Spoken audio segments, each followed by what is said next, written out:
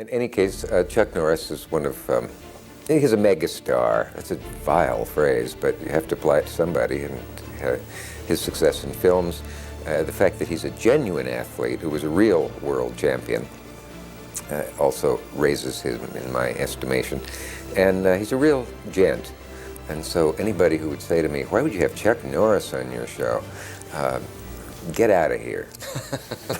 Carlos Ray Norris. That's not just a name, that's an entire era in pop culture. A man whose life became the foundation for legends, stories often far more unbelievable than the plots of his own movies. He was a world-class martial artist, a standout actor, a gifted screenwriter, a producer, a best-selling author, a philanthropist, and a conservative activist. His journey from a shy, non-athletic kid out of rural Oklahoma to an American action icon and internet phenomenon is a story of pure willpower, discipline, and the ability to reinvent yourself again. And in this documentary, we're breaking down every major chapter of his long and undeniably legendary life.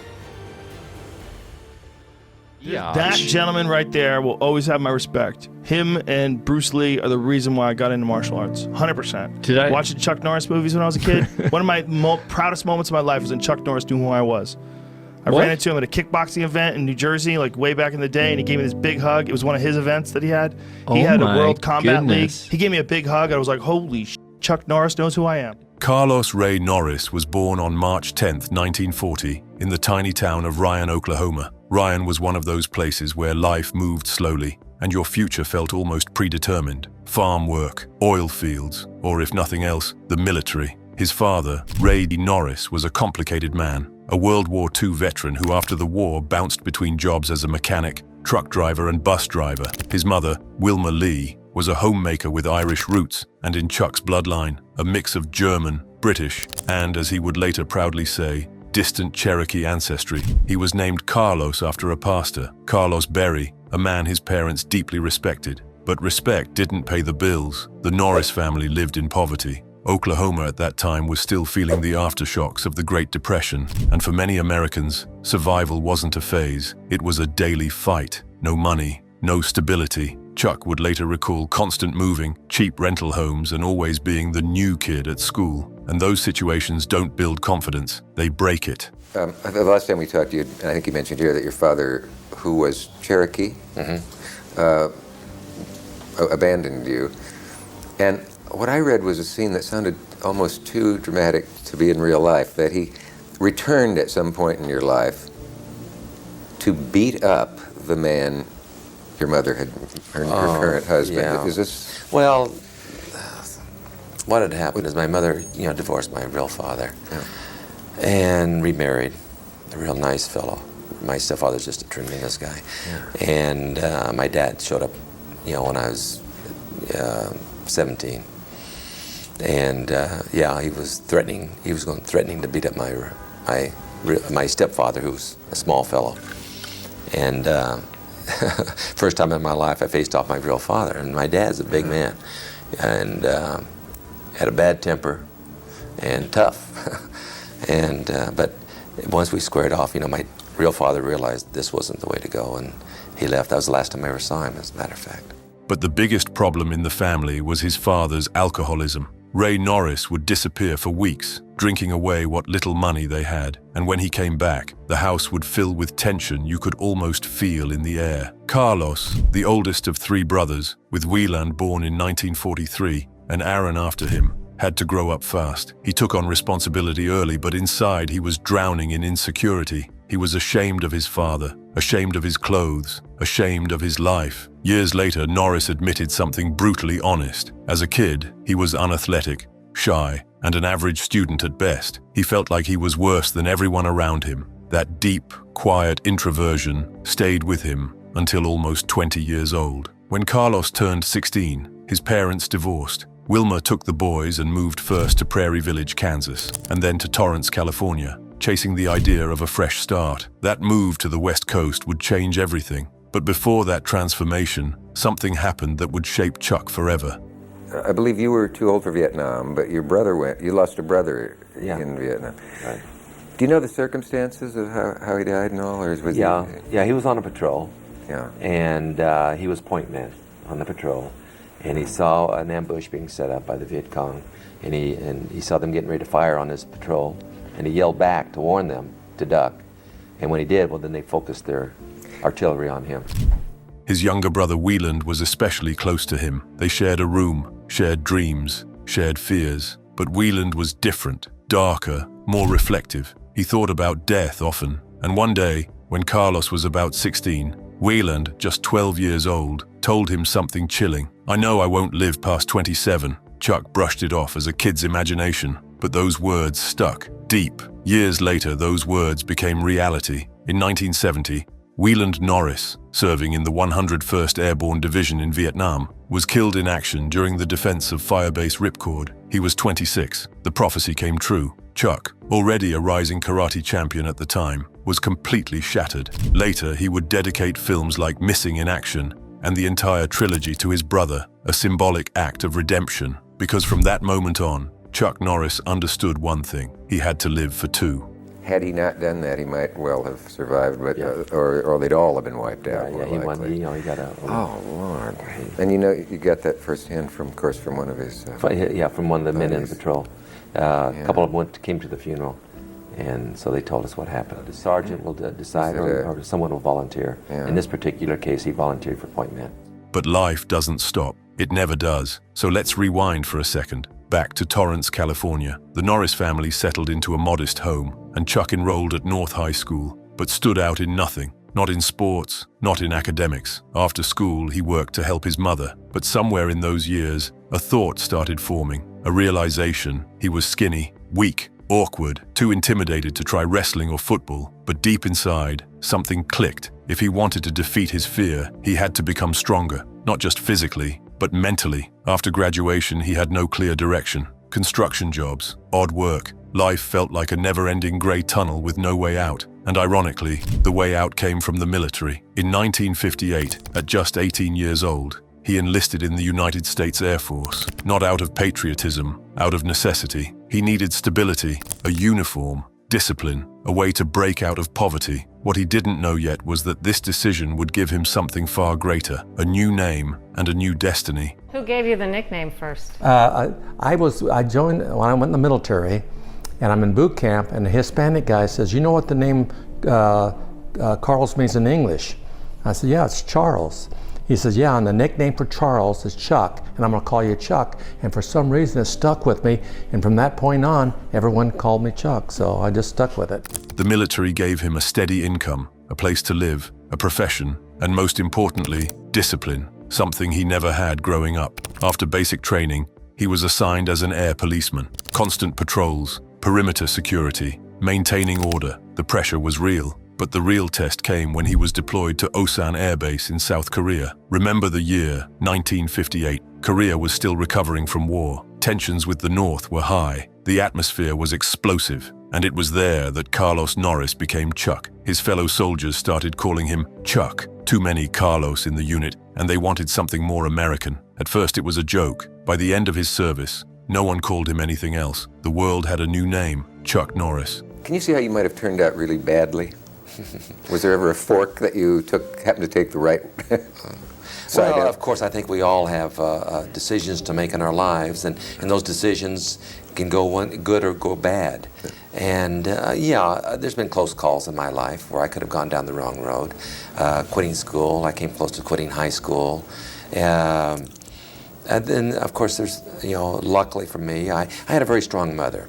I had a very strong, moral, religious mother who really helped keep me on the track. Irish woman.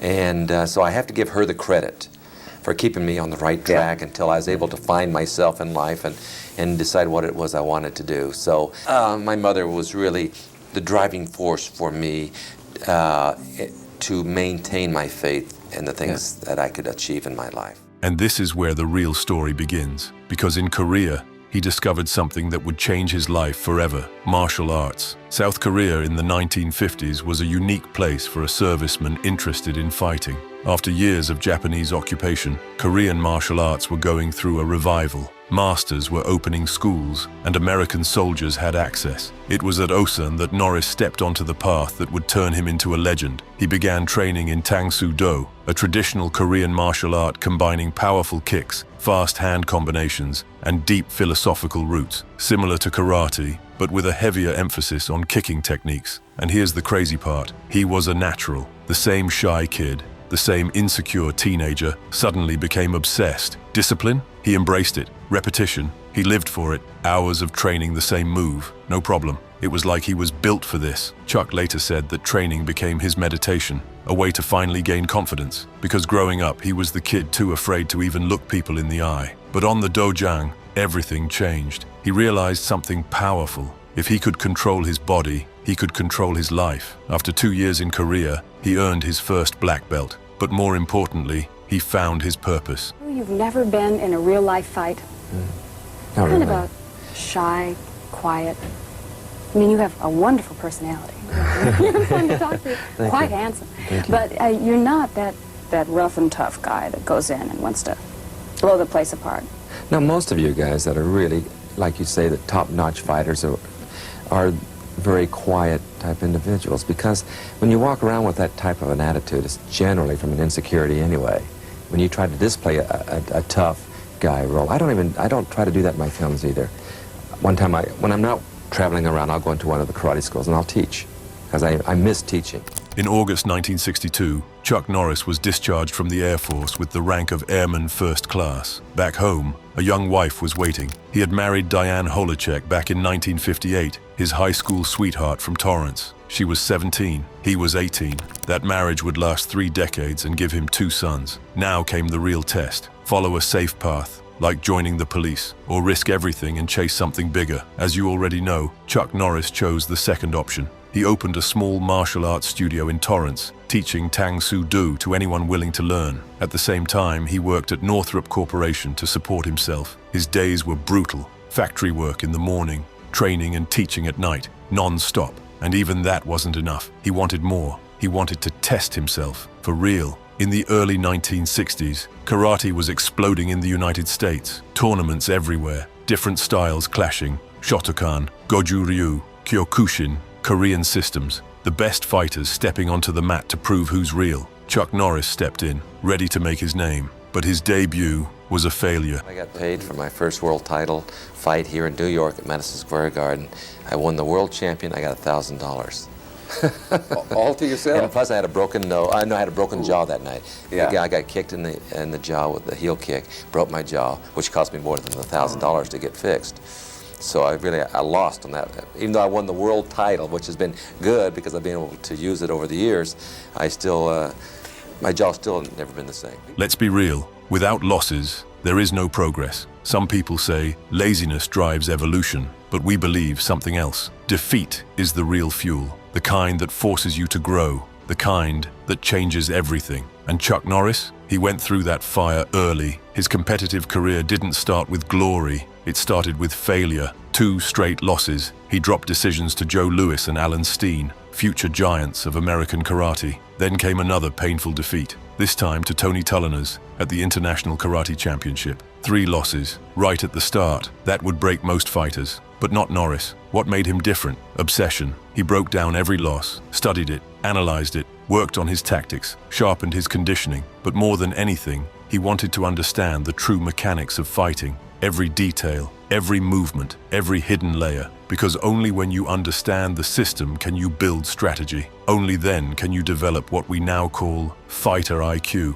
Years later, Norris would admit something powerful. Those losses made him a champion, because every setback sent him back to the gym with a fire that couldn't be put out, training harder, longer, smarter. And at some point he came to a realization that would define his entire philosophy. To be the best, you shouldn't be afraid of losing. You should be afraid of stopping. That mindset became the foundation of his system. Constant improvement through adversity. Over the next few years, Norris exploded onto the scene. He rebuilt his approach, added elements of judo, refined his Japanese karate, increased his speed, and most importantly, developed surgical precision. And with that mindset, by 1967, he was already ready to enter the elite of world karate. One you have learned is kicking again at the groin area with your hands up, ready to defend yourself.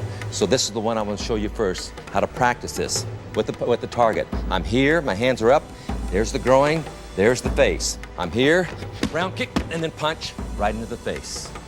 Again, kicking to the groin, then punch to the face. Now I'll bring the kick up to the ribs, solar plexus, kidney area. Then I'll do the same kick, but higher, but again, the same striking technique. This time I'm gonna use a palm strike, like you've learned. So I'm here, hands are up, kick, palm strike. His real breakthrough came on June 24th at the All-American Karate Championship, held in the legendary Madison Square Garden. For American martial arts, this was the Olympics, the best fighters in the country, all in one place. And Norris had to go through 7 killers to win it all. But this time, he wasn't that insecure kid anymore. He wasn't the guy who lost to Joe Louis. His style had evolved into a dangerous blend of Korean Tang Soo Do, Japanese Shotokan, and elite athletic conditioning, built on speed, precision, and explosive transitions from defense to attack. In the final, he faced Skipper Mullins, a powerful Taekwondo fighter known for brutal kicking power. The fight was tough and competitive, with no easy moments, but Norris imposed his rhythm and won by decision. And according to witnesses, the arena exploded. The media called his rise one of the most impressive in American karate history. The Los Angeles Times headline read, "Karate fighter from Torrance claims the crown." For Norris, this was the moment, the transition from prospect to elite. But he understood something most fighters don't. Getting to the top is only half the battle. Staying there is war. So after the fight, we both went to the hospital. So you expect parents watching to encourage their children Not to be go into fighters. the sport where you can either get your arm or your jaw broken and No, this is the fighting field. You know, this is Yeah. the sports field. There's two different things here. You got the art, Right. which is the self-defense and the philosophy. You got the sport, which can get a little rough in the ring. 1968 brought both dominance and a harsh reminder. In April, Norris defended his US title in a round-robin tournament. He beat everyone, every single opponent, no questions left. But earlier that same year, he suffered his 10th loss, and what would become his last loss ever. A lesser-known fighter, Luis Delgado, beat him by decision. That loss changed everything. Norris later admitted he had become too reliant on his natural abilities, too comfortable. After Delgado, he evolved again, became smarter, sharper, faster. He trained like a man possessed, fixing every weakness, polishing every detail. And then came the comeback. June 24th, 1968, the same date, the same stage. This time he didn't just win, he took revenge and captured the title of World Professional Middleweight Karate Champion, a title he would hold for 6 years, until 1974, without losing it, not once. And I was trying to figure out how to get students in my school, so I decided to become a karate fighter. Okay. And, you know, the whole thing is that, like I tell kids today, is that, you know, my goals are very important things that the kids have to do today. They have to set goals and know what direction they want to go with their lives.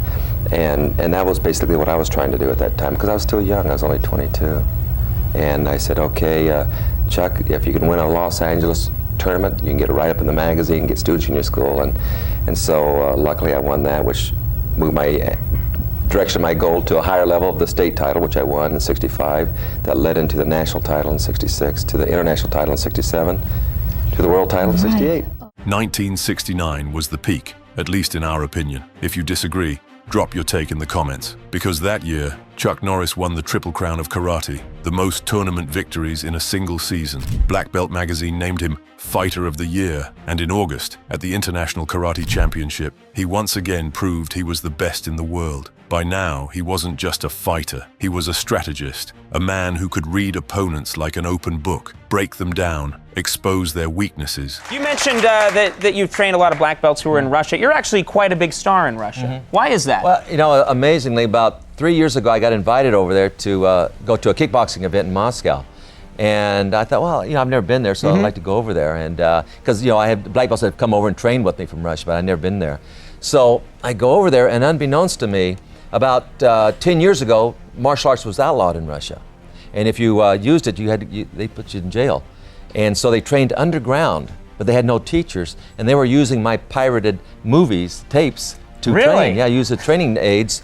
And so I went over there. I was like their mentor. You know, I was very surprised. And so at this kickboxing event, they had a facility of like 30,000 people. When the word got out I was going to be there, they sold it out in like 5 hours. And it was amazing because You know, crowds don't make me nervous. This time I went to this event, and I'm sitting there with the promoter, and I could feel the energy of the crowd. You know, and I said to the promoter, you know, I get the feeling that when this is over, they're all going to want to come down. And he's all, don't worry, in his broken English, we have many bodyguards, so forth. So the thing ends, sure enough, man, these people, very compassionate people, they come charging down, and these bodyguards surround me, and then I got one on each arm. And I tell you, they were literally fighting for their lives to get me through the crowd. And the first time I'd really gotten nervous, I said, if they get through these bodyguards, I'm duck soup. Oh, boy. come on, you could have fought your way out. No way. Not 30,000, forget it. Really? No, my limit's about, well, in my movies. At the same time, he was building something bigger, a business, because Norris understood one thing. Fighting careers don't last forever, so he opened a network of karate schools in California, and they exploded in popularity. His system, proven in real competition, attracted not just regular students but Hollywood stars. Among his students, Steve McQueen, who would become a close friend and mentor, Chad McQueen, Bob Barker, Priscilla Presley, and even Donnie and Marie Osmond. And here's the key: Norris didn't delegate. He taught personally. He was strict, no special treatment. No shortcuts, even for celebrities. That discipline built his reputation as a teacher of teachers. In 1968, while still an active champion, he got his first small role in Hollywood, in The Wrecking Crew with Dean Martin, just a minor role as a guard. But that moment planted a seed. Maybe cinema was his next arena. I've done so many fight scenes, you know, and of course that's where my expertise really lies, is in my fighting ability.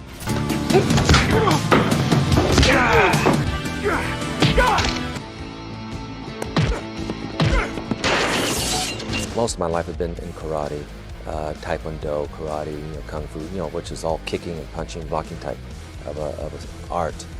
And now I'm more into the grappling concepts, you know, the on the ground type concepts. It's the philosophy that my characters deal with. Overall, they're good characters. You know, they're honorable type characters that are put into situations that they have to deal with many times in a violent situation.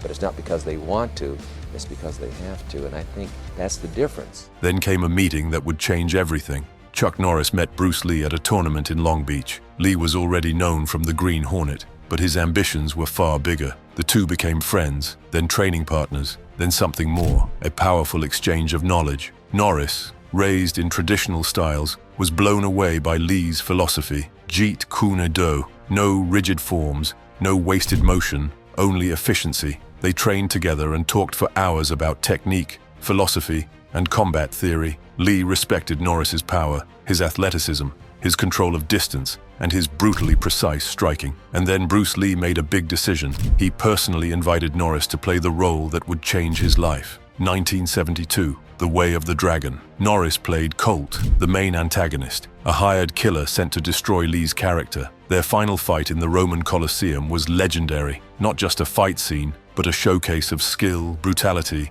and beauty in combat. The film made over $130 million worldwide and broke records in Hong Kong. Chuck Norris woke up famous. Began with Bruce Lee. Bruce came to New York when I fought for the world title at Madison Square Garden in 1968. And we decided to start working out together in Los Angeles, which we did for over 2 years. And then he left for Hong Kong to pursue his movie career. And I didn't hear from him for like 2 years. And then out of the blue, he calls me.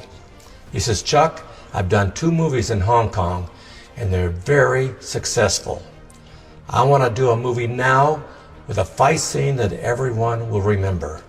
And I want to do it in the Colosseum in Rome, like 2 gladiators fighting. And I want you to be my opponent. So kiddingly, I asked Bruce, well, who wins, Bruce? He says, I win. I'm the star of this movie. So, which I knew he was going to say. And I said, yeah, I see. You want to beat the world champion, because I held the world title at the time. He says, no, I want to kill the world champion.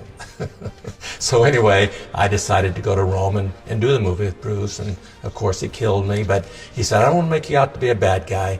When I kill you, I'm going to put your uniform across your chest and put your belt there.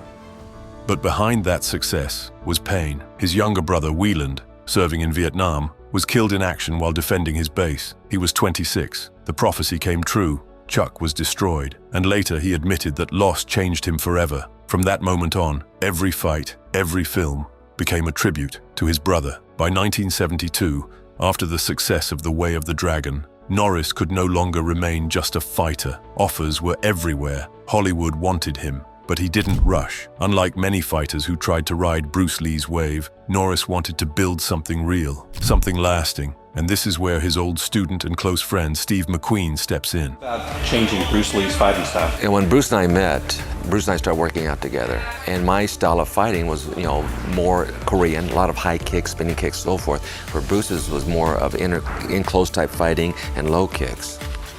But Bruce was a very open-minded type of a guy. The next chapter of Chuck Norris's life unfolded under what could only be described as the mentorship of Steve McQueen. 1973 became a turning point. Bruce Lee was gone. His sudden death shook the entire world. For Chuck, it wasn't just losing a global icon, it was losing a close friend and the man who had opened the doors to Hollywood. But right at that moment, another figure stepped onto center stage, Steve McQueen. McQueen, already a full-blown Hollywood superstar and the highest-paid actor of his time, had once been Norris's karate student, but their relationship evolved far beyond teacher and student. This was real friendship, deep, solid, built on respect. Steve didn't just see Chuck as a martial arts instructor. He saw something bigger, a future movie star. He pushed Norris hard, personally insisting that Chuck start taking acting classes at MGM, because just kicking people on screen isn't enough. You have to tell a story. Your face has to speak. Your presence has to carry weight. Chuck listened.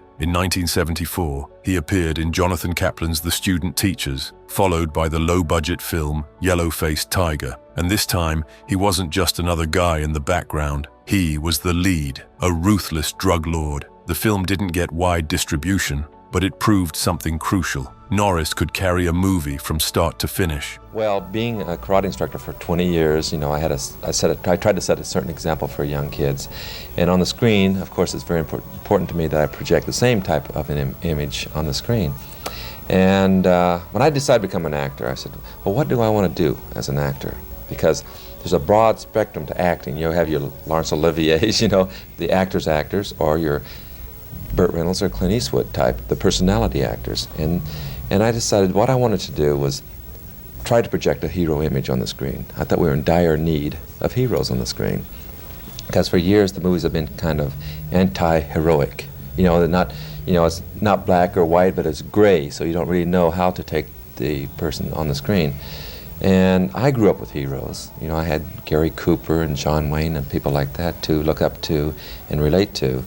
So I decided to try to build a good hero type of an image on the screen. With time and experience, Chuck developed his own formula for the film industry. He made a firm decision: no generic kung fu movies. After Bruce Lee's death, the market was flooded with cheap imitations. Norris turned them down, again and again. He waited for roles where action served the story, where the character felt human, not just a cold machine designed to wipe out enemies. And Chuck Norris wasn't worried. He had status, he had connections, he had dozens of martial arts schools, and he had history, including his friendship with Bruce Lee. If Hollywood didn't work out, he could walk away anytime and go back to teaching, because passing on knowledge was always his true passion. Then came 1977, and Breaker, his first true leading role in a full-scale project. Low budget, no major studio support. In fact, studios didn't even want to release it at first, so Norris took a gamble. He and his producers rented theaters themselves and collected the profits directly. The film paid off, and more importantly, it proved one thing: Chuck Norris had his own audience. But the real explosion came 1 year later, 1978, Good Guys Wear Black. This wasn't just another movie, this was the birth of an American action hero. Norris played Vietnam veteran John T. Booker, a man facing a secret organization whose mission carried the pain of an entire nation. America still recovering from the humiliation of Vietnam. For the first time, Chuck wasn't just a martial artist on screen. He was something more, a symbol, a hero rooted in modern American reality. Yes, I enjoy it because, again, it's a challenge, and life is dealt in goals and challenges and experiences, and that's what makes life exciting. That's what I tell the kids, that setting goals for yourself and working toward those goals and knowing what you want to do with your life, that's an excitement and a high that you can never get with drugs, because drugs is up and down. You take it, but you got to come back down. But with this type of a high, it's a continuous high. And how did studios respond? They refused to distribute it. Again, so Norris did it again, rented theaters with his own money and forced the film onto the big screen. With a budget of just $1 million, the film grossed over $18 million. Audiences were hungry, not for imported Hong Kong fighters, but for their own hero. Chuck Norris became the first true American star of martial arts cinema. Critics stayed cautious, but the box office told the real story. Then came The Streak, A Force of One in 1979, $20 million. The Octagon in 1980, nearly $19 million. An Eye for an Eye in 1981. Each film reinforced the same image: the lone warrior, silent, unbreakable. Norris became the embodiment of a new kind of masculinity, perfectly aligned with America's conservative shift in the late 70s and early 80s. In 1982, Chuck signed with Columbia Pictures for Silent Rage, a strange mix of action and horror where he plays a sheriff fighting an unstoppable killer. His first project with a major studio. That same year, MGM offered him a 3-film deal, but the first one, Forced Vengeance, disappointed him. Too much studio control, too many creative restrictions. Chuck walked away, on his terms. Then 1983 hit, Lone Wolf McQuade, directed by Steve Carver. This wasn't just an action movie. This was a modern Western. Chuck plays a Texas Ranger standing alone against an arms dealer, and this time, even the critics had to respect it. Well, McQuade isn't quite as a passive individual as the characters I played in the past films. The characters in my previous films were types that were pushed, to the point where you say, my gosh, will you do something, you know? Well, McQuade is more of a reactionary type actor. Or a person rather, where if he's pushed, he immediately pushes back twice as hard. And I like him. He's kind of a last of a breed. He's a guy who would fit in very well in the 1800s, you know, but yet he fits in well in the 1980s. He's the type of person who is obsessed with accomplishing whatever he sets his mind at doing. And of course, in this particular instance, it's law enforcement. And he's obsessed with the idea of even if he has to stretch the law a little bit, he will go after his man and do whatever it is he does to get him. Roger Ebert gave it 3.5 stars in the Chicago Sun-Times and said McQuade deserved his own TV series. For the first time, a serious critic didn't call Norris just a fighter. He called him an actor. And one more thing, this was the first time Chuck appeared with his iconic beard, the look that would define him forever and the foundation for what would later become Walker, Texas Ranger. By the end of 1983, Chuck Norris wasn't rising anymore. He had arrived, he had his audience, his producers, his image, but the biggest chapter was still ahead, 1984, and everything changes again. Because now 2 wild, ambitious producers step into the game, Menahem Golan and Yoram Globus, the men behind Cannon Films. They weren't just making movies, they were building an empire, fast, aggressive, ruthless. They understood the audience perfectly. Simple stories, explosive action, hardcore patriotism, big stars, happy endings. They signed Norris, and their first shot, Missing in Action. Chuck plays Colonel James Braddock, returning to Vietnam 10 years after the war to rescue American POWs abandoned by their own government. The story hit perfectly. Reagan-era America, pride in soldiers, distrust in bureaucracy, faith in one man fixing everything. And for Chuck, this was personal. In 1970, he had lost his brother Wieland in Vietnam. He poured that pain into the role. Later, he would say the entire Missing in Action trilogy was his way of honoring him. My brother died in Vietnam in June of 1970. Wieland was one of our black belts. He was one of our instructors. And he just felt, with the Vietnam War going on, that he needed to contribute. He didn't have to, because he had a family, but he felt it was his obligation to go with the troops to Vietnam. And 4 months after he arrived there, he was a point man for a patrol, and he spotted the North Vietnamese, and rather than ducking for cover, he started yelling to his squad to drop. With a budget of around $4 million, the film grossed over $22 million in the US alone, and much more worldwide. Cannon got their star, and Chuck Norris became their icon. But 1984 wasn't done, because while riding that wave, Chuck stepped into another project that would earn him respect from critics. Code of Silence, directed by Andrew Davis, a gritty police noir where Norris plays Chicago cop Eddie Cusack, a man who refuses to cover for a corrupt partner and finds himself caught between the mafia, dirty cops, and his own conscience. Less kicking, more tension, more darkness, more depth. Even today it holds up. Critics noticed. Vincent Canby of the New York Times called it a breakthrough. Roger Ebert praised it again. Finally, a role worthy of Chuck Norris's presence. The film opened at #1 with a $5.5 million opening weekend and over $20 million total. Proof he wasn't just an action guy, he was a real actor. In the last 30 seconds, what are your ambitions for Chuck Norris? To keep making better movies, I hope, and to keep growing as an actor. And each film I do, I hope is better than the one before.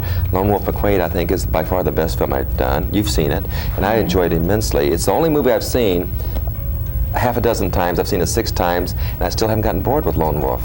My other films, I can't stand to see them anymore, but Lone Wolf, I've really enjoyed seeing it over and over again.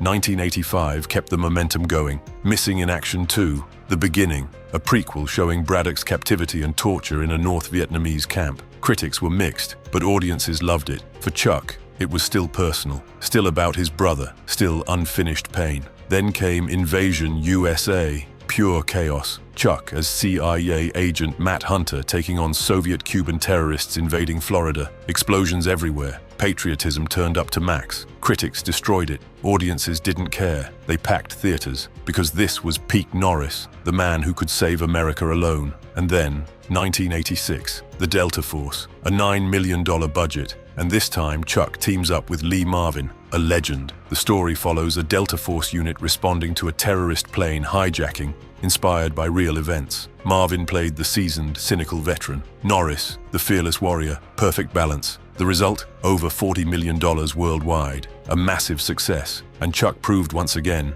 he belonged at the top. Octagon was the worst. In Octagon, we had a fight scene. And I've been fighting for like 12 hours. And now we're winding down. And the director said, well, we'll finish this fight tomorrow night. It's like 3 o'clock in the morning, and it's 28 degrees outside. It's really miserable. So I send most of my stuntmen home, and my brother and my other 2 of my stuntmen stayed with me. And the director comes back a few minutes later and says, nope, we're going to finish it this morning. I said, I've just sent my stunt guys home. And he says, well, I want to do it. It's the 4-man fight scene. He said, I want to do it. So when an extra comes over, an extra, of course, is the person who gets bit parts in the movies. And he said, well, I'll be the 4th guy. He said, I want to be a stuntman anyway. And he said, I'll play the 4th guy.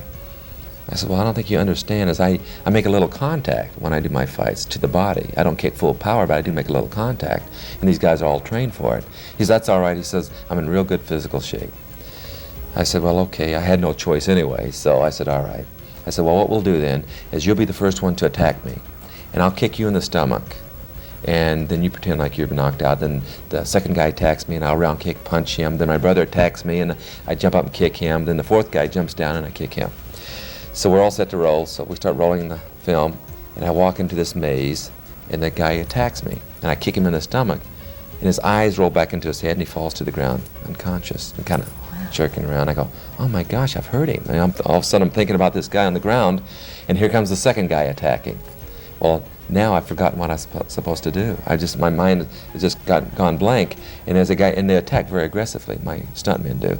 And just out of reflex, I kick and I punch him and I hit him for real. And I knock him out. Chuck Norris didn't stop at cinema. First came the adventure comedy Firewalker in November 1986, where he starred alongside Louis Gossett Jr. as 2 unlucky treasure hunters, an attempt to show the comedic side of an actor who, up until that point, had been associated almost exclusively with the image of a stone-cold tough guy. Norris explained that he wanted to show a lighter side of himself, and Gossett later said that Chuck had to really open up on set to make that tone work. Critics were lukewarm, but many admitted that for a light adventure flick, it did exactly what it was supposed to do. That same year also brought the animated series Karate Commandos, a 6-episode cartoon in which Norris voiced himself as the leader of a squad of karate-trained special operatives. Marvel Comics even released a comic adaptation. Even though the series was short-lived, it became part of the pop culture landscape of the 1980s, further cementing Chuck's image as something almost beyond human.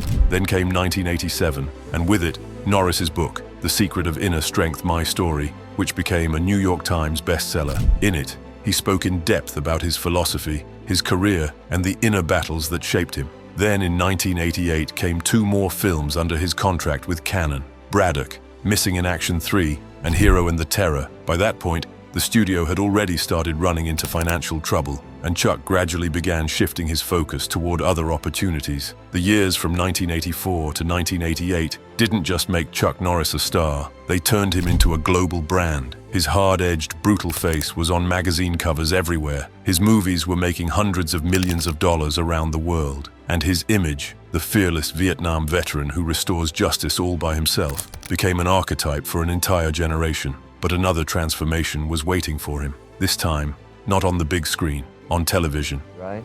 Yeah, every Sunday I see Walker as a mini movie, and that's why even during the season in America when we have reruns, our ratings are still very high because the stories that Walker does are kind of stories that you wouldn't mind seeing more than one time. It's like my movies. My movies in America show over and over and over again on television because people don't mind watching them more than one time. And I think Walker's the same way. Walker's the kind of a series that you don't mind seeing the same episode more than one time. By the early 1990s, Chuck Norris films had already grossed over $500 million worldwide. His name had become synonymous with the action genre, but the genre itself was starting to run out of steam. Audiences raised on the exaggerated action spectacles of the 80s were now gravitating toward more layered and complex stories. Norris, always sharp when it came to market shifts, understood that he needed to evolve with the times. In 1990, Metro-Goldwyn-Mayer acquired the Canon library, and the rights to Norris's films passed into new hands. He continued working closely with his brother Aaron, and together they released Delta Force 2, The Colombian Connection, The Hitman in 1991, and Sidekicks in 1993, the last of which became a surprise hit, grossing over $18 million on a modest budget. In that film, Chuck played himself as a mentor to a teenager being bullied by his peers. In many ways, it was a rehearsal for the television role that would soon redefine him completely. Because the real transformation came in 1993,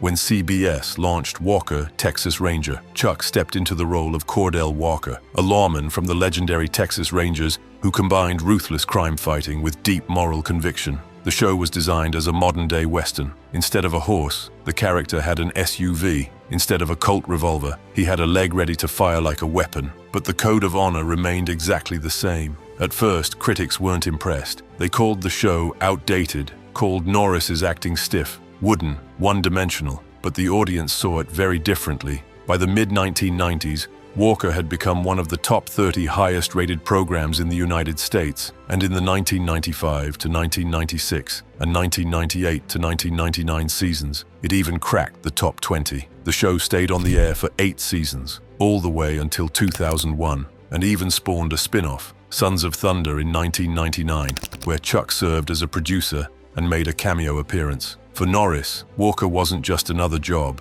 it was a mission. Through the series, he was able to directly communicate his values, patriotism, respect for the law, and the importance of family. In one episode, he even appeared alongside 2 of his sons, Mike and Eric. On top of that, the show gave him financial stability and the freedom to focus on projects that mattered to him beyond Hollywood. The Walker character is such a classic Western hero from when I was growing up. Classic Western and classic American hero. He is the Western, the great American hero. That's the highly distilled essence of what Chuck Norris is. He's the good guy. He's the guy that'll never walk away from a threat. He's the guy who will always do the right thing at the end. Well, there's a lot of Chuck Norris in Cordell Walker. Well, he is Cordell Walker. I mean, that's the one thing about Walker and Chuck. They're very similar human beings. I try to avoid shooting as much as I can and using my martial arts ability that Walker has. Again, because when you're dealing with injustice and dealing with crime, you have to deal with it in a forceful way. But again, it's not because he wants to. it's because he has to. That same year, 1990, Chuck Norris launched Kickstart Kids, a non-profit organization that used martial arts to build character in at-risk teenagers. The idea came straight from his own life experience. He truly believed that discipline and physical training could change a life the same way they had once changed his. By the mid-2000s, the program had reached dozens of schools across Texas and helped thousands of children. At the same time, he kept building on the business side of his career. Starting in 1997, he began appearing in television commercials for Total Gym, the workout machine that exploded in popularity largely because of his involvement. Norris and his ad partner, Christy Brinkley, turned the product into a pop culture staple. A year before that, Chuck released another book, The Secret Power Within, Zen Solutions to Real Problems, blending Eastern martial arts philosophy with practical advice for personal growth. Then in 2004, he published another autobiography, Against All Odds, My Story. In it, he publicly acknowledged for the first time the existence of his daughter Dina, born in 1964 from a relationship while he was already married to Diane. That level of honesty was met with respect because Norris didn't try to bury the mistakes of his youth. He made them part of a larger story about growth, responsibility, and overcoming the past. Two of my brothers were teaching at the Gracie School in Carson, was Higan and Carlos. And I think by that time, Chuck Norris was no longer training with Horion at the Gracie School there. Not sure what happened, and he stopped training. Then one day, Chuck Norris showed up at our house, at our garage. We used to teach in our garage in Redondo Beach, and we opened the door, suddenly look, it's like, man, that guy looks like Chuck Norris. then the student was with him, oh, this is Chuck Norris, and we look like, what? And he brought him to train. He did train a few years back at the Gracie School and blah, blah, blah. And it's a long story short. Then he started training for us.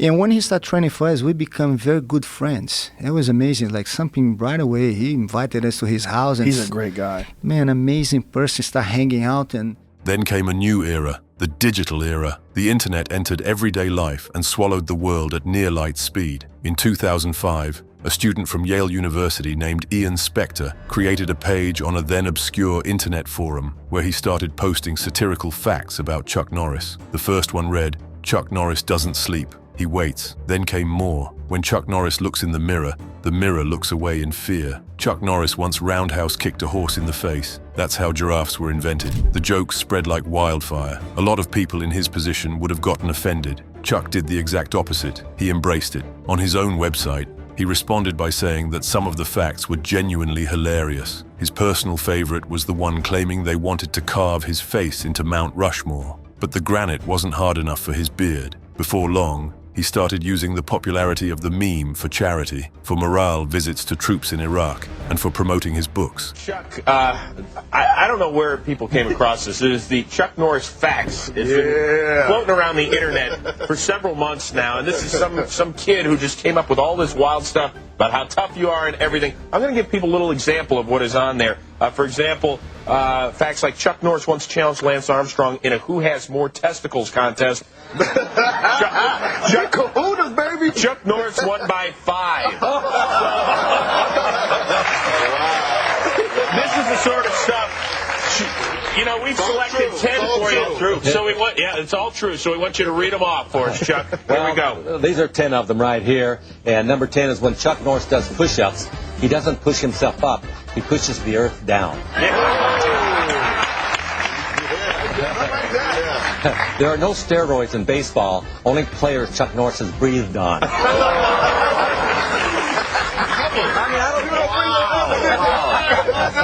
I don't know. Believe me. Some of these ought to be screenplay writers here. Rather than being birthed like a normal child, Chuck Norris instead decided to push his way out. Punch his way out. Punch his way out. Chuck Norris once shot down a German fighter plane with his finger by yelling, "Bang." One popular publisher even released a book called The Truth About Chuck Norris. 400 Facts About the World's Greatest Human in 2007, which also became a New York Times bestseller. Norris initially filed a lawsuit against the publisher for using his name, but later dropped the legal action and released his own version instead, the official Chuck Norris Fact Book, in 2009. That Chuck Norris Facts phenomenon transformed him from an 80s action icon into a full-blown internet legend, a figure instantly recognizable to an entirely new generation. And let's be honest, even you probably heard those jokes as a kid. If one of your friends trained martial arts, people compared him to Chuck Norris, even if neither you nor they actually knew whether Chuck Norris was even a real person. That's how deep it went. His name became a universal expression, a symbol, a cultural code recognized all over the world. Look at this, Chuck Norris. Excuse me. You think you're so tough, don't you? Look, nobody's looking for trouble, okay? Well, what's the matter? I mean, you're Chuck Norris. You're not supposed to take this crap from a dirtbag like me. Please don't poke me. You know what? Just leave him alone. He's not the Chuck Norris you think he is. Oh, yeah? Not that tough in real life, are you? Now be nice. Hey!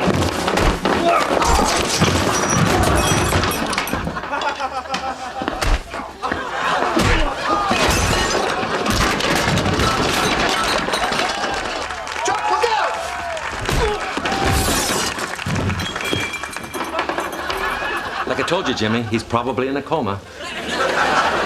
And while people around the world kept casually throwing his name around for every reason imaginable, he just kept doing what he had always done, working, growing, training, teaching. His desire to become a true master of martial arts, to train the younger generation, to shape and guide them, while continuing to improve himself in the process, eventually led him toward a whole new branch of combat sports. Up to that point, Chuck had built much of his identity around striking, but now he became obsessed with something else. He wanted to learn how to defend himself on the ground, how to survive there, how to control there, and that's when he discovered Brazilian Jiu-Jitsu. How I started in Jiu-Jitsu, I was in Rio de Janeiro on vacation. And I was going around to all the different martial arts schools and working out. And every school I went to, they kept, the name Gracie Jiu-Jitsu kept popping up. And they said, oh man, the Gracie Jiu-Jitsu, ooh. And I said, I've got to find out who they are. So I finally tracked them down in Rio, and I went to their school. And I met Mr. Gracie, the father. I met Rickson Gracie, who was the world champion at that time, and Hoist Gracie. And so I asked them if I could work out with them. And they said, very cordial. They said, of course. And I was a black belt in judo, so I thought I had some pretty good grappling skills. Anyway, I got on the ground with Rickson Gracie. And it's like I'd never had a lesson in my life. He played with me. After Walker ended, he starred in several television films, including The President's Man in 2000 and The President's Man, A Line in the Sand in 2002 on CBS. Then in 2004, he appeared as himself in the comedy Dodgeball, a true underdog story, and his cameo as a tournament judge got one of the loudest audience reactions in the entire movie. The film went on to gross $167 million worldwide. In 1990, Chuck founded Chun Kuk Do, later renamed in 2015 to the Chuck Norris system. This style absorbed elements from Tang Soo Do, Shotokan, Judo, Brazilian Jiu-Jitsu, Hapkido, and multiple other disciplines. The system's code included 10 principles. Among them, I will forget the mistakes of the past and press on to greater achievements. I will always seek the good in all people. I will always remain loyal to my God, my country, my family, and my friends. Norris held black belts of the highest level across multiple disciplines, a 10th degree black belt in the Chuck Norris system, 8th degree in Taekwondo, 8th degree in Kyokushin Budokai, 3rd degree in Brazilian Jiu-Jitsu, and a black belt in Judo. His United Fighting Arts Federation has produced thousands of black belts around the world. And that level of reach, that scale, that contribution, call it whatever you want, but the sheer involvement of one man in the world of combat sports, without dividing it into categories, without limiting his love for martial arts to one system, one rule set, or one generation, that is exactly what makes him a truly great man. Not the exaggerated memes, not the millions of dollars, not even the blockbuster box office numbers or the legendary TV legacy, even though all of that is absolutely part of the story. What truly changed the game was his handprint on the martial arts world itself. Because Chuck Norris didn't just participate in that world, he helped reshape it. The way he spoke about training and teaching over the years, the spark in his eyes whenever the subject came up, the living, breathing passion he carried every single time the conversation turned to combat sports. That is what matters most. That is what carries the most weight. And we're not even talking about his hobbies yet, which of course were active too. The big, then the big thing is coming in for a landing, because you don't know whether you're going to come in standing up or sliding in, and so you don't know until the last minute.